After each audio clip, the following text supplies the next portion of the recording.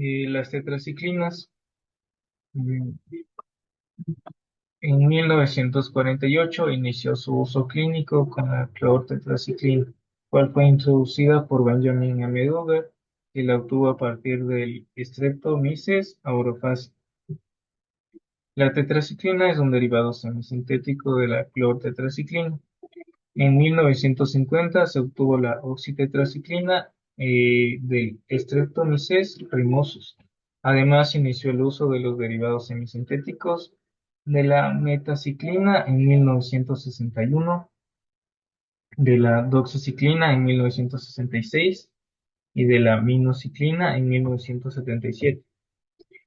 Su estructura química y clasificación. Las tetraciclinas son una clase de antibiótico que tiene un núcleo de 4 anillos cíclicos y en su estructura química de las tetraciclinas se puede decir que en la mayoría todos son similares. Y en su clasificación se encuentra de acción corta, la clortetraciclina, la oxitetraciclina, la tetraciclina y de acción intermedia se encuentra la metaciclina, la doxiciclina y su acción prolongada se encuentra la minociclina, la acromicina y la oxiciclina. En su farmacocinética es administrada por vía oral y las que mejor se absorben a pesar de tener presencia de alimentos son las minociclina y la oxitetraciclina. Las demás es mejor ingerirlas en ayunas, ya que los lácteos, sales de calcio, magnesio, hierro, zinc, antiácidos, subsalicilato de bismuto, disminuye la absorción disminuye la absorción por alcalinizar el pH gástrico. Bien. Por su vía intramuscular, no se debe administrar porque su absorción es baja y provoca un dolor intenso e irritación local. Si las demás tetraciclinas son administradas por esta vía, ocasionarán tromboflebitis. Por la vía intravenosa, se puede administrar en casos graves la doxiciclina y la minociclina. Se distribuye en todos los tejidos, como saliva, lágrimas, líquido sinovial, pleura, cruza la placenta, se excreta por bilis, leche materna, filtración glomerular y por el riñón. Y la doxiciclina se excreta por las heces, por lo que es preferible su uso en pacientes con insuficiencia renal. Los usos en la odontología: se usa la monociclina en microesferas y como antibioterapia local en pomadas, que son colocadas al fondo de las bolsas periodontales. También las tetraciclina son una opción para tratar infecciones, pero enfocadas de origen periodontal. También son usados como sustituto de la penicilina en caso de alergias, ya que tienen un amplio espectro, pero se debe observar porque puede llegar a generar una superinfección por hongos.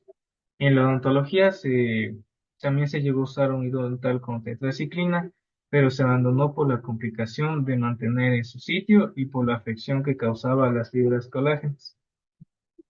En las contraindicaciones, se debe evitar el uso en mujeres embarazadas y en menores de 8 años.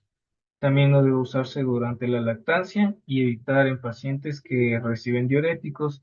También se debe administrar con precaución en pacientes con insuficiencia renal y no mezclar tetraciclinas inyectables con penicilina, ya que producen una inactivación. Su mecanismo de acción: las tetraciclinas son bacteriostáticas y afecta a las bacterias sensibles mediante el mecanismo de transporte activo para inhibir su síntesis proteica, es decir, se une a la subunidad ribosomal de 30S de la bacteria y así bloqueando su acceso al aminoácido ARN ribosoma. Efectos adversos es que se acumulan en el hueso, dentina, en el esmalte de los dientes sin erupcionar y ocasiona hipoplasia del esmalte.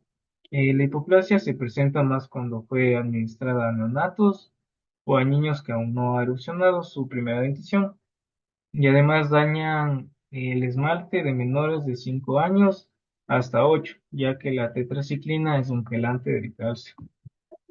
En los efectos adversos es que provocan náuseas, vómito, anorexia, diarrea, sabor desagradable, úlceras en la boca y en la región perianal. Además, causa fotosensibilidad, también son nefrotóxicas, generan superinfecciones por hongos, bacterias, colitis pseudomembranosa por Clostridium difficile. Su espectro antimicrobiano, al inicio inhibían a todos los tipos de microorganismos patógenos, por eso se denominaban que es un antibiótico de amplio espectro, pero a su uso indiscriminado se redujo totalmente su utilidad. Inhibe cocos, cocos gram negativos, cocos gram positivos. Al principio eran sensibles, pero en la actualidad muchos piógenes, aureus, enterococos presentan una resistencia. La respuesta hacia su Pneumoniae disminuyó, sin embargo, aún son activas para gonorreae y meningitidis. Inhiben una gran parte de bacilos gram positivos, como los Clostridium, y otros bacilos anaerobios, como Listeria. Corynebacterium, Propionibacterium agnes y Agracis, sin embargo, no inhiben a las micobacterias, excepto algunas atípicas. Inhiben espiroquetas, incluyendo Palidium y Borrelia. Todas las rickettsias y clamidias son muy sensibles.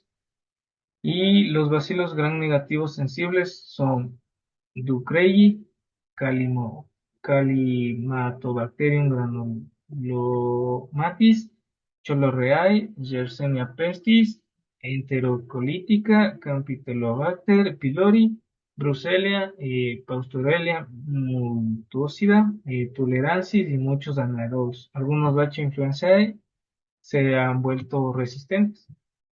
Microplasma y Actinomyces son moderadamente sensibles.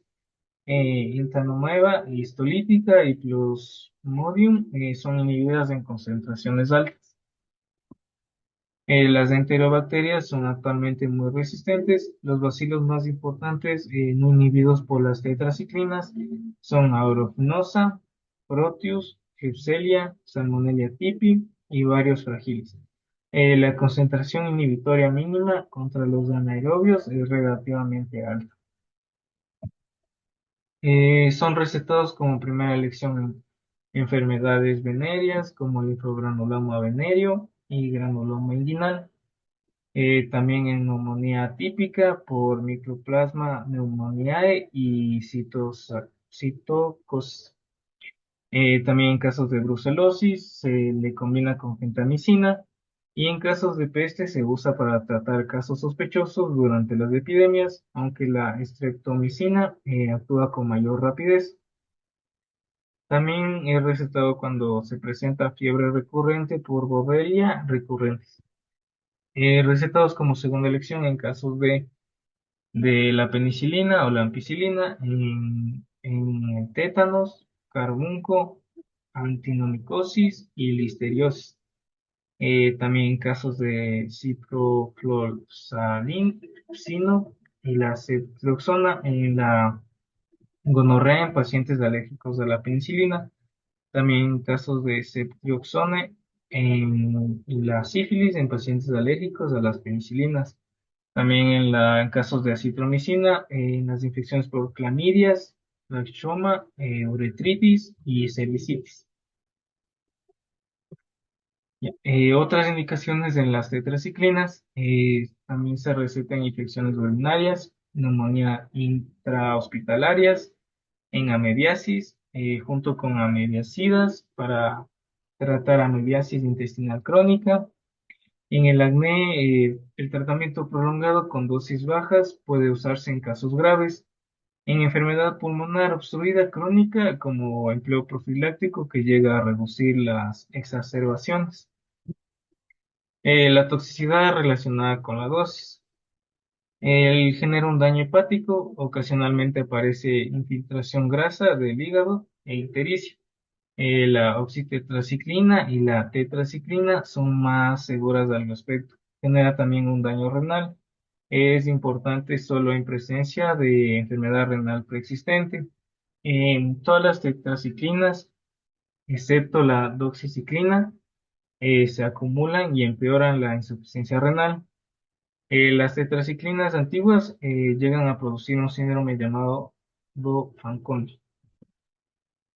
La toxicidad relacionada con la dosis genera una fototoxicidad, en algunos individuos se puede observar reacciones similares a quemaduras solares o reacciones cutáneas graves. También se observa una disminución de la presión intracraneana, que se observa en algunos lactantes. También genera diabetes insípida. La dimetroxiciclina antagoniza la acción de la hormona antidiurética y reduce la capacidad del riñón de concentrar la orina. Tetraciclina, la tetraciclina es la tetraciclina original y es la más económica, se puede administrar por vía oral o intravenosa. La dosis en adultos es 250 a 500 miligramos por vía oral cada 6 horas. En niños de 25 a 50 miligramos por kilogramo por día, por vía oral, divididos en 4 dosis. La doxiciclina es una tetraciclina de acción prolongada que se puede administrar una vez al día. Es muy eficaz, es más eficaz que la tetraciclina para tratar algunas infecciones como la sífilis y la gonorrea. En adultos, la dosis de 100 miligramos por vía oral una vez al día. En niños desde 4 a 8 miligramos por kilogramo por día, por vía oral, divididos en 2 dosis. Y la aminoxiclina es una tetraciclina que se puede administrar por vía oral o intravenosa. Es más eficaz que la tetraciclina para tratar algunas infecciones como el acné y la fiebre. Eh, la dosis en adultos de 100 miligramos por vía oral cada 12 horas, en niños es 2 a 4 miligramos por kilogramo por día, por vía oral divididos en 2 dosis. La oxitetraciclina es una tetraciclina de amplio espectro que se puede administrar por vía oral, intravenosa o tópica. Se utiliza principalmente para tratar infecciones en animales, pero también se puede utilizar en humanos para tratar algunas infecciones graves. La dosis en adultos es 250 a 500 miligramos por vía oral cada 6 horas. En niños desde 25 a 50 miligramos por kilogramo por día, por vía oral, divididos en 4 dosis.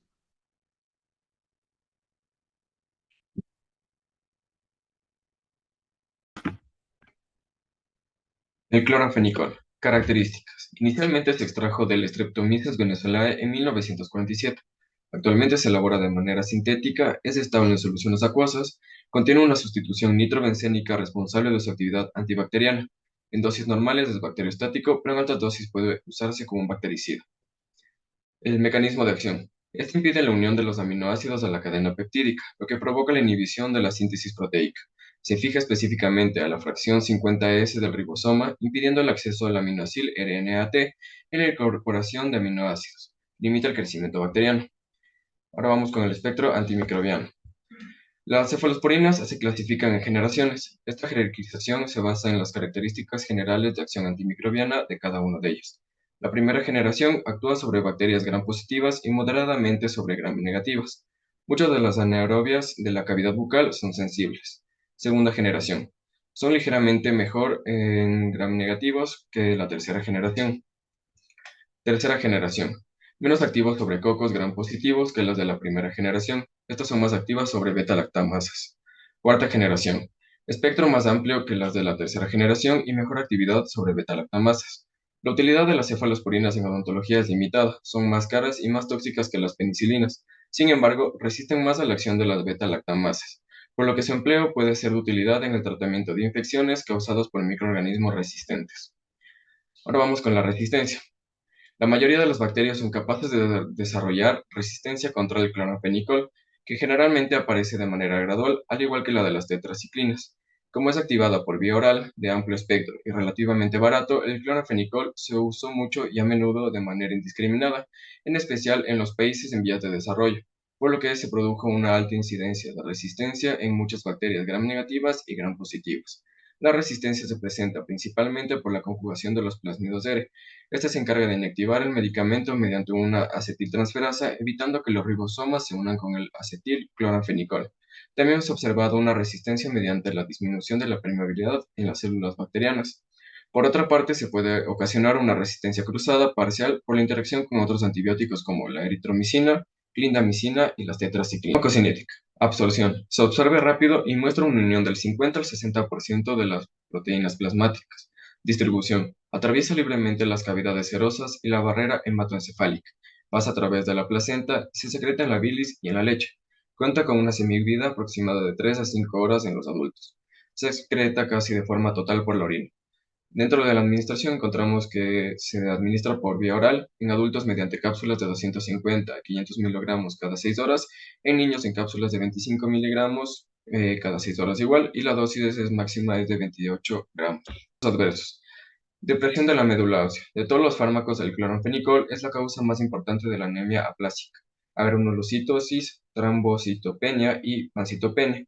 Se conocen dos formas: una reacción idiosincrásica no relacionada con la dosis. Esta forma es rara, imprescindible y grave, a menudo fatal y probablemente debido a la predisposición genética, y más común después del uso repetido. La anemia plástica es la manifestación más frecuente. Muchas víctimas, aun si sobreviven, desarrollan leucemia más adelante. Tenemos también la mielosupresión, relacionada con la dosis y la duración del tratamiento. Es un efecto tóxico directo, predecible y que probablemente se deba a la inhibición de la síntesis de enzimas mitocondriales. A menudo es reversible y no deja secuelas a largo plazo. Las nefropatías y las hepatopatías predisponen a esta toxicidad. Posteriormente tenemos la hipersensibilidad. Dentro de esta encontramos las erupciones cutáneas, la fiebre, la glositis atrófica y la angioedema. Posteriormente tenemos los efectos irritantes, que son náuseas, vómito, diarrea y dolor en el sitio de inyección. Y por último tenemos el síndrome del recién nacido gris. Este aparece cuando se usa profilácticamente altas dosis en recién nacidos, sobre todo en prematuros. Acciones. Inhibe la metabolización de la tolbutamida, clorpropamida, la warfarina, la ciclofosfamida y la fenitoína. Por otra parte, el fenobarbitol, la fenitoína, la ranfipicina aumentan la metabolización del clorofenicol, lo que puede hacer fallar el tratamiento. Y la eritromicina, la clindamicina y el clorofenicol muestran antagonismo en la acción antibacteriana debido a que mantienen el mismo sitio de acción, la fracción 50S del ribosoma. Y por último tenemos las indicaciones. Debido a su toxicidad grave de la médula ósea, nunca se debe usar el clorofenicol para infecciones menores o de etiología indefinida. No se debe usar en infecciones tratables con otros antibióticos más seguros. Se debe evitar la repetición de los cursos de tratamiento. La dosis diaria no debe exceder de 2 a 3 gramos. La duración del tratamiento debe ser menor de 2 a 3 semanas y se debe tener en cuenta que el tratamiento total debe tener hasta 28 gramos. Se debe evitar dar a embarazadas. Debido a las limitaciones mencionadas, no hay una indicación en odontología que justifique el uso del clorafenicol a pesar de su amplio espectro antibacteriano. En medicina, su administración sistémica también está restringida a unas pocas indicaciones. Dentro de estas enfermedades podemos encontrar la fiebre tifoidea. Hasta hace poco, el clorafenicol era el agente de elección para la fiebre tifoidea, pero la aparición de cepas resistentes de C. ha reducido en gran medida la tasa de respuesta entre 50 y el 80% de las cepas. Aisladas son actualmente resistentes al antibiótico. Muchas de ellas son resistentes a varios antimicrobianos. El clorafenicol aún puede usarse si se sabe que la cepa a tratar es sensible. También tenemos la meningitis por H. influenzae. El clorafenicol es muy eficaz y tiene una excelente penetración en el líquido cefalorraquídeo, pero las cefalosporinas de tercera generación se emplean cada vez más para este tratamiento. Las infecciones por anaerobias, las causadas por B. fragilis y otras bacterias, responden bien al clorafenicol, pero actualmente se prefieren a la clindamicina y el metronidazol. En general se combinan con penicilinas o cefalosporinas porque la mayoría de las infecciones son mixtas. Y por último tenemos las infecciones intraoculares. El clorafenicol sistémico alcanza concentraciones elevadas en el líquido intraocular. Es el agente preferido para las endoftalmitis por microorganismos sensibles. Tenemos a la cisterna, introducida en el cráneo. Es una aminoglucosida natural obtenida de la micromonospora inyovensis, química y farmacológicamente similar a la gentamicina, pero algo más potente contra los odomas, otros bacilos, gram negativos y el estreptococo B hemolítico. Es moderadamente activo contra el S. facialis y puede combinarse con la penicilina en el tratamiento de la endocarditis bacteriana subaguda. Sin embargo, es susceptible a las enzimas que inactivan aminoglucósidos y no ofrecen ventajas en términos de ototoxicidad y nefrotoxicidad. Puede intercambiarse también con la gentamicina para los mismos propósitos en las mismas dosis. A la netimicina. Este derivado sistémico de la cisomicina tiene un espectro más amplio que la gentamicina. Es relativamente resistente a las enzimas que inactivan aminoglucósidos y por ello tiene efectividad contra varias capas resistentes a la gentamicina. Es más activa contra Klebsiella, Enterobacter y hasta Staphylococcus, pero menos contra el Aeruginosa. Las características farmacocinéticas y la dosis de netimicina son similares a las de la gentamicina. Estudios experimentales han demostrado que su autotoxicidad es menor, pero la evidencia clínica no ha sido muy concluyente. Hay pérdida de la audición, aunque se han informado menos casos de daño vestibular. Una mejoría marginal en el aspecto antibacteriano, la eficacia clínica y tal vez una toxicidad menor indican que la netimicina podría ser preferible en pacientes graves o neurotropénicos y en los hospitales donde se ha difundido la resistencia a la gentamicina.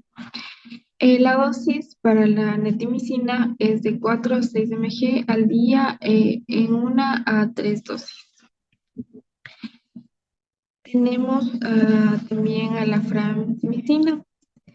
Este se obtuvo del S-levadure y es muy similar a la neomicina.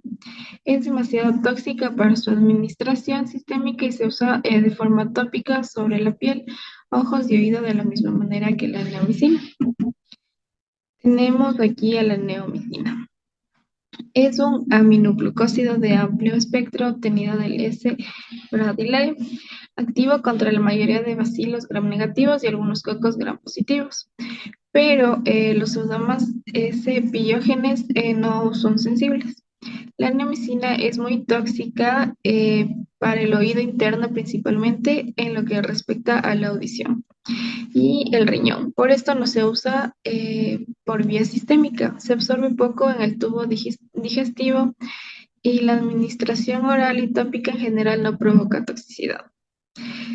Su dosis va de 0,25 a 1 gramo 4 veces al día, de forma tópica al 0,3 o al 0,5%. Las indicaciones. Para evitar, en forma tópica a menudo combinamos con polimixia,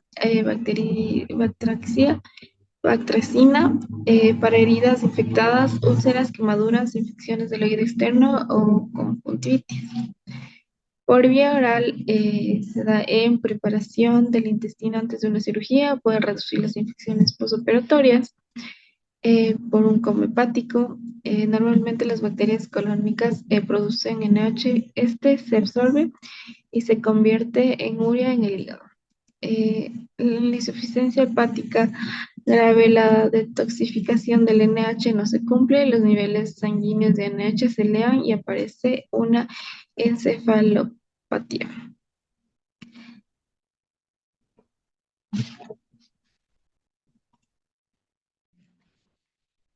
Los antibióticos aminoglucósidos. Es un grupo de antibióticos naturales y semisintéticos que tienen grupo aminopolibásicos con uniones glucosídicas a dos o más aminoazúcares. Aunque se usa mucho para tratar temas de infecciones generales, quirúrgicas, ginecológicas, sistémicas, tienen poca aplicación en la odontología. A diferencia de la penicilina, que fue un descubrimiento al azar, los aminoglucósidos son producto de la búsqueda deliberada de agentes efectivos contra bacterias gram negativas. La streptomicina fue el primer miembro del grupo descubierto en 1944 por Waxman. Cobró gran importancia porque era activo contra el bacilo de la tuberculosis. Luego se desarrollaron otros aminoglucósidos y hoy constituyen una familia muy grande. Todos los aminoglucósidos se derivan de actinomicetos y tienen propiedades comunes. Aquí vamos a ver una tabla donde tenemos todo lo que vamos a hablar. Tenemos la farmacocinética. Al grupo de aminoglucósidos que pertenecen son la gentamicina, streptomicina, kenamicina, tobramicina, netimicina, amicacina y neomicina. Los aminoglucósidos se emplean en esquemas mixtos de antibioterapia en medios hospitalarios para tratar infecciones severas diversas. Algunos aminoglucósidos son de origen natural, como la streptomicina que se obtuvo del Streptomyces grigeus o la gentamicina a partir de especies de actinomiceto. De los compuestos producidos por actinomicetos del suelo se obtuvieron derivados semisintéticos como la amicacina y la kenamicina. Tenemos que los aminoglucósidos no se absorben al ser administrados por vía oral. Su aplicación es intramuscular, intravenosa, tienen baja unión a proteínas plasmáticas, por lo que se distribuyen bien en la mayoría de los tejidos, principalmente en el riñón y en el oído interno. No se biotransforman y se excretan con facilidad mediante filtración glomerular debido a su gran hidrosolubilidad. A las 24 horas se recupera en la orina hasta el 90% de la dosis administrada. Tenemos el mecanismo de acción como transporte de aminoglucósidos a través de la pared celular bacteriana y la membrana citoplasmática y la unión a los ribosomas con inhibición de la síntesis de proteínas. El transporte de los aminoglucósidos hacia el interior de la bacteria es un proceso de varios pasos. Estos difunden a través de la cubierta externa de las bacterias gram negativas, a través de los canales de porinos. La entrada desde el espacio periplasmático a través de la membrana citoplasmática está medida por proteínas transportadoras, unidas a la cadena de transporte de los electrones. De esta manera, la penetración depende de la conservación de una membrana polarizada y de los procesos activos dependientes del oxígeno también. Estos se inactivan en condiciones anaerobias. Los anaerobios no son sensibles a los anaerobios facultativos, son más resistentes cuando el aporte del oxígeno es deficiente, como dentro de los abscesos grandes. Una vez dentro de la célula bacteriana, podemos ver a la streptomicina que se une con una fracción de los ribosomas. Pero otros aminoglucósidos se unen a sitios adicionales también y podemos ver aquí. La acción bactericida de estos agentes se produce también para depender de cambios secundarios en la integridad de la pared bacteriana, ya que otros antibióticos que inhiben la síntesis proteica, como son las tetraciclinas, el clorafenicol o la enteromicina, solo son bacteriostáticos. Después de la exposición a aminoglucósidos, las bacterias sensibles se vuelven más permeables.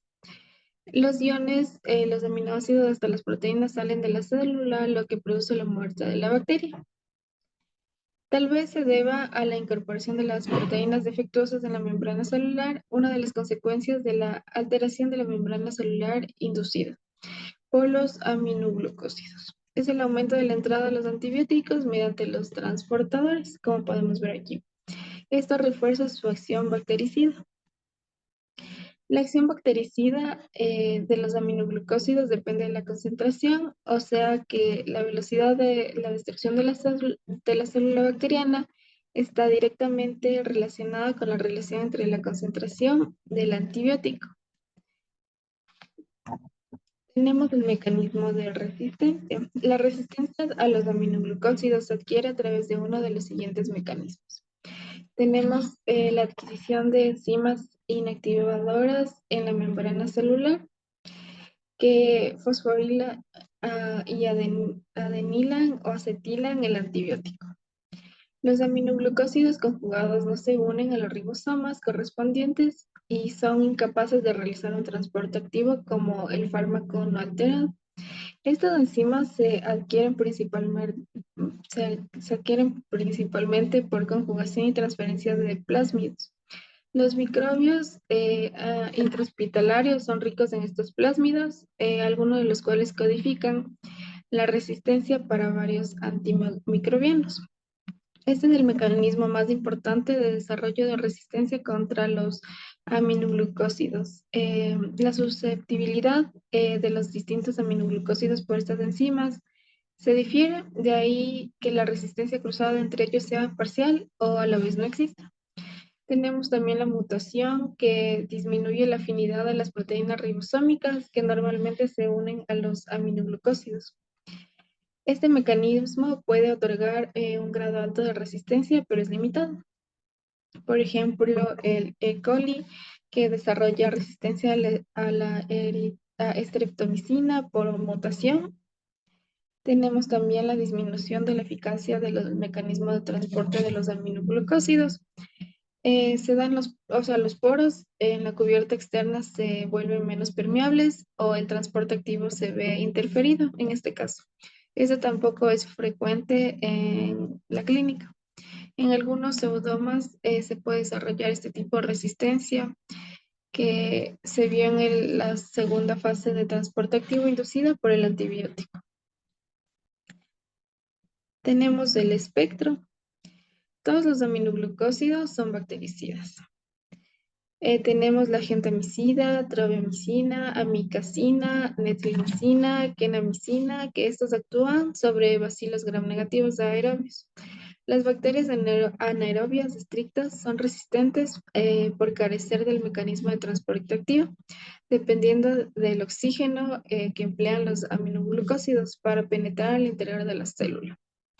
Son eficaces sobre casi todos los microorganismos gram-negativos como la Escherichia coli, Klebsiella, Peumania, Proteus vivaris, especies de Enterobacter también podemos ver, y especies de pseudomas, Actinobacter, y sobre algunos gram positivos como el Staphylococcus aureus y Stenococcus faecalis. La tropamicina es más activa que la gentamicina sobre el pseudoma aeruginosa y algunas capas de Proteus. También podemos ver.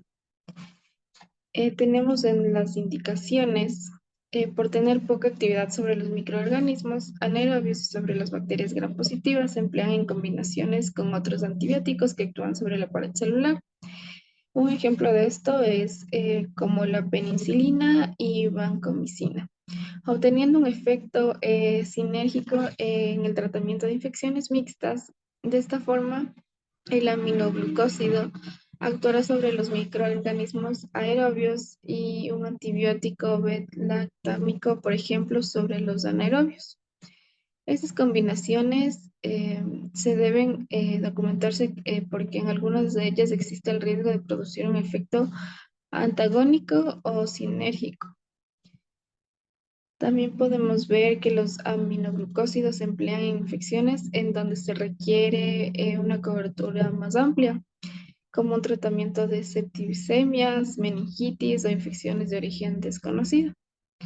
Para adultos, la dosis máxima de streptomicina, kenamicina y amicacina es de 15 mg, para la gentamicina y tobramicina es de 5.5 mg y para la nectimicina es de 6.5 mg sobre el peso. Tenemos como efectos adversos que son nefrotóxicos y ototóxicos debido a que se concentran en la corteza renal, así como en la endolinfa y perilinfa del oído interno. Podemos ver aquí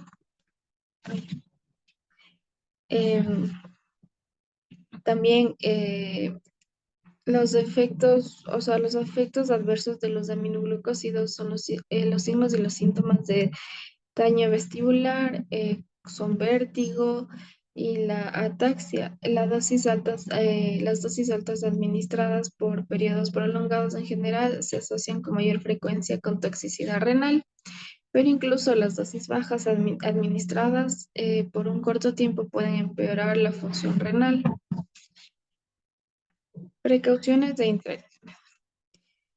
Debemos evitar usarlos durante el embarazo, riesgo de toxicidad fetal. No se administran concurrentemente con otros fármacos ototóxicos como diuréticos de asa o minociclina también.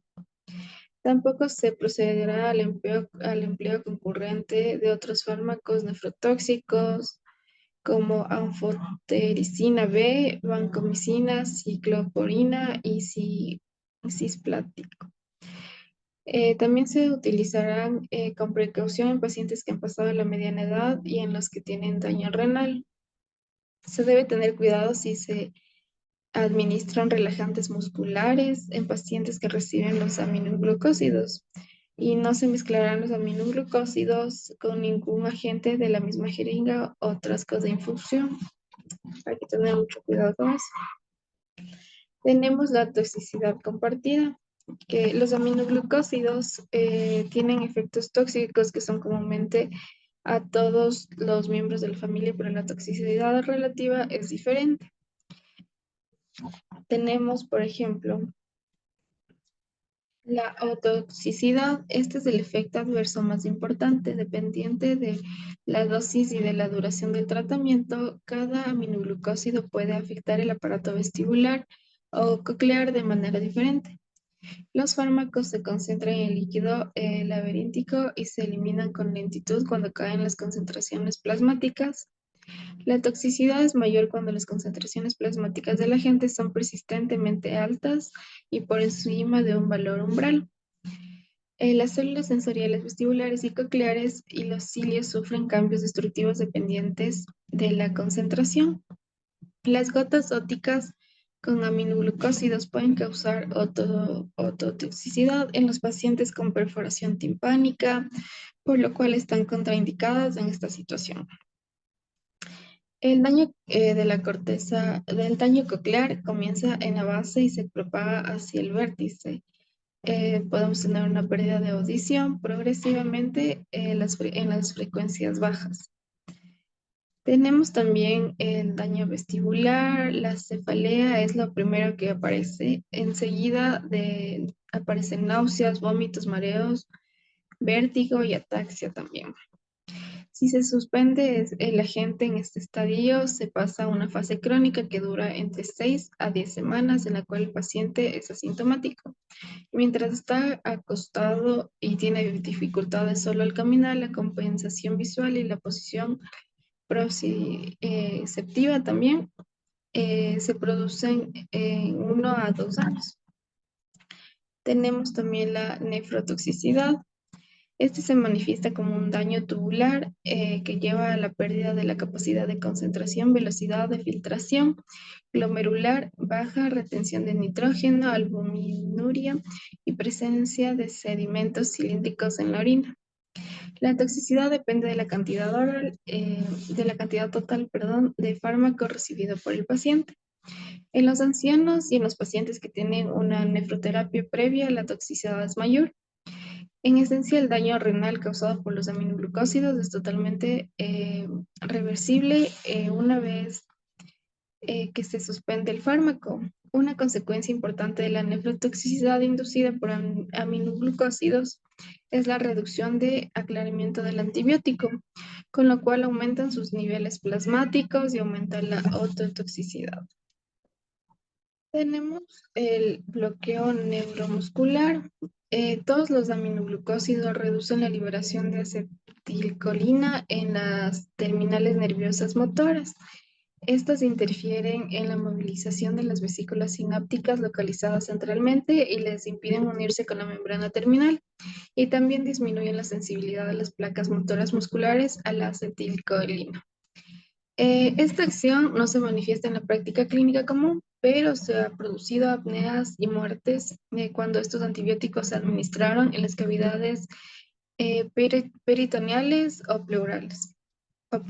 Después de una operación, especialmente si se usaron en su transcurso relajantes musculares de este tipo. La rápida absorción en la pleura y peritoneo producen altos niveles sanguíneos que colaboran con la acción residual del bloqueo neuromuscular. Tenemos por otro lado,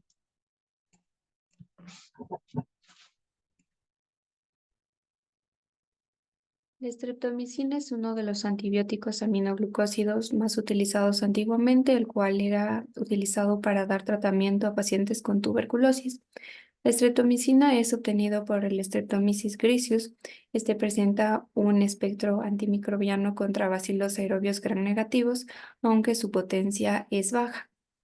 Existen microorganismos sensibles a la estreptomicina, como por ejemplo la tuberculosis, granulomatis y la nocardia, aunque en la actualidad inhiben a ciertos microorganismos, como por ejemplo el Klebsiella, el Escherichia coli y los enterococos.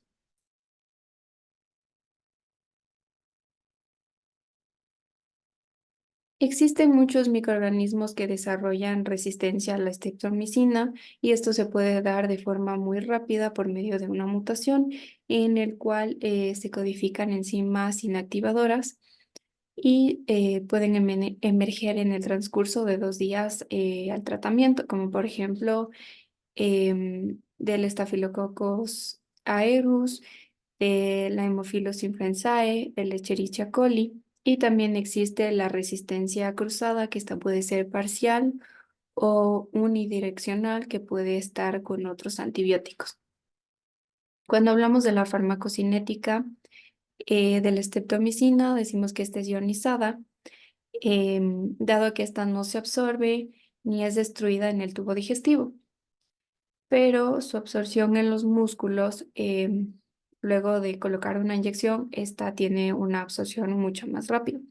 Esta no se metaboliza, sino que se elimina o se excreta mediante la orina sin presentar ningún cambio. La semivida media de este medicamento se puede prolongar por acumulación y esto se da en pacientes con insuficiencia renal, en ancianos y en recién nacidos. La semivida plasmática es de 2 a 4 horas. Los efectos adversos que presenta la streptomicina pueden ser reacciones de hipersensibilidad, pérdida de audición, aunque esto es muy raro que pueda presentar.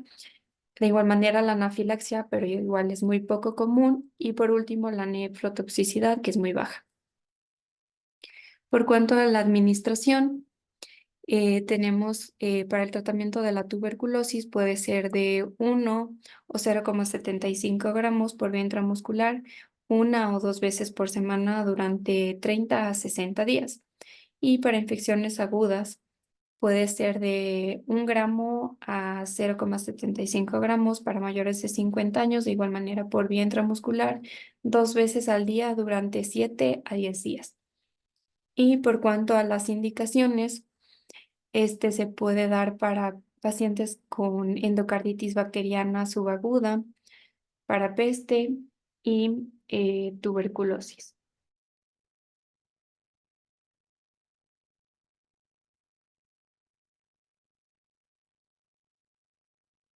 La gentamicina es obtenida por la Micronospora purpúrea. Esta es usada para infecciones agudas. Presenta una semivida de 2 a 4 horas después de una dosis por vía intramuscular y tiene propiedades similares a la streptomicina, aunque esta es mucho más potente, tiene un espectro más amplio contra el Klebsiella, el Enterobacter y la Serratia y el Escherichia coli, aunque esta no es efectiva para la tuberculosis y la neumonía. Y relativamente la gentamicina es mucho más nefrotóxica.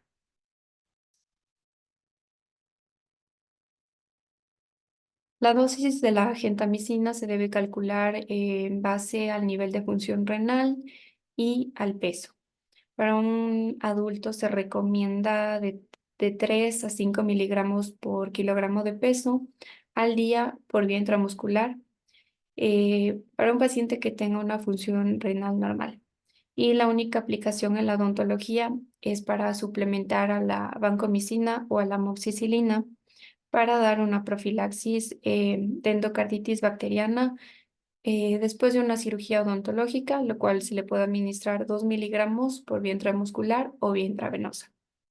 Por cuanto a las indicaciones, este se puede dar para tratar osteomielitis, septicemia, quemaduras, endocarditis subaguda o de igual manera para tratar de evitar infecciones respiratorias en pacientes con defensas bajas.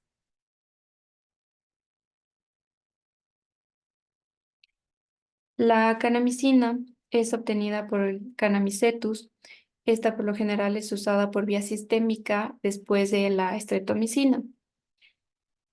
Eh, Debido a su alta toxicidad y su espectro de actividad, es reemplazado por otros aminoglucósidos, por lo cual este es usado como agente de segunda línea para la tuberculosis resistente. Y una de las alteraciones más comunes, perdón, es la pérdida de la audición y su dosis puede ser de 0,5 gramos administrada 2 o 3 veces al día.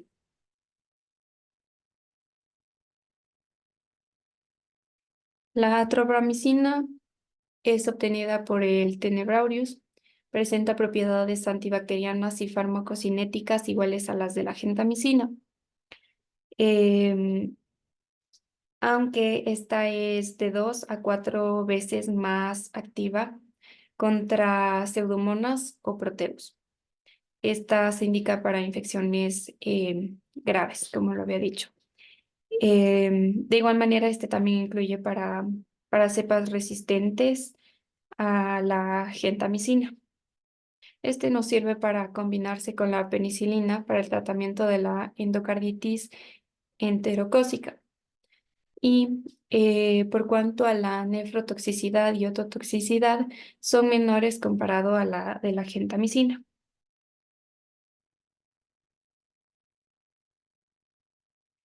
La micacina. Este es un derivado de la kenamicina que también presenta propiedades farmacocinéticas, toxicidad y dosis iguales a las de la kenamicina.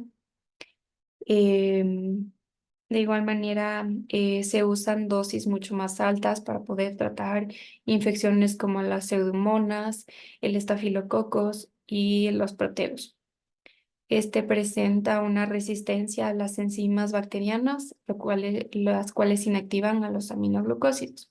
Y las dosis que se puede administrar de la micacina es de 7,5 miligramos al día para infecciones urinarias y 15 miligramos al día puede ser en 1 a 3 dosis si son infecciones mucho más graves.